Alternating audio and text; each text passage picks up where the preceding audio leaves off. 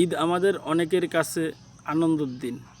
নতুন জামা, ভালো খাওয়া, বন্ধুবান্ধব নিয়ে আনন্দ উল্লাস। কিন্তু এই একই ঈদ সবার জন্য একরকমের হয় না। কারো বাবা হয়তো দু একদিন আগে, ঈদের আগেই পৃথিবী ত্যাগ করেছেন, কারো মা হয়তো হসপিটালে ভর্তি, আবার কেউ ঈদের দিনেও কাজ করতেছেন যাদের চারটা ডাল ভাত পরিবারের মুখে দিতে পারে।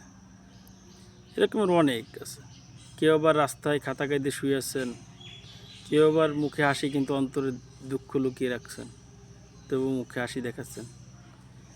তাই ভাই বলি, ঈদ সবার জন্য সমান না। ঈদটা শুধু নিজের জন্য না, ঈদটা অন্য মানুষের জন্য। আপনার আশেপাশের মানুষটাকে যদি আপনি, আপনার প্রিয় মানুষটাকে যদি আপনি একটা ফোন কল, একটা মেসেজ, একটা ভয়েস, একটা বার্তা পৌঁছায় দিতে পারেন যে ঈদ মোবারক, হয়তো আপনি জানেন না, কিন্তু তার জন্য এই ঈদটাই পরিবর্তন হয়ে যেতে পারে। তার সমস্ত কষ্ট ভুলে তার জন্য অন্যরকমের একটা ঈদ হইতে পারে। তাই বলি, ঈদটা শুধু নিজের জন্য না, অন্যকে ভালোবাসতে শিখুন, অন্যর জন্য, অন্যর ঈদকে বদলে দিতে শিখুন।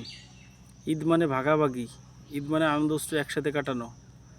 তাই আপনার আশেপাশে যারা আছে তাদের ঈদটাকেও আপনি শেয়ার করুন, নিজের মতো করে করুন, তাদেরকেও সুন্দর ঈদ উপহার দেওয়ার চেষ্টা করুন।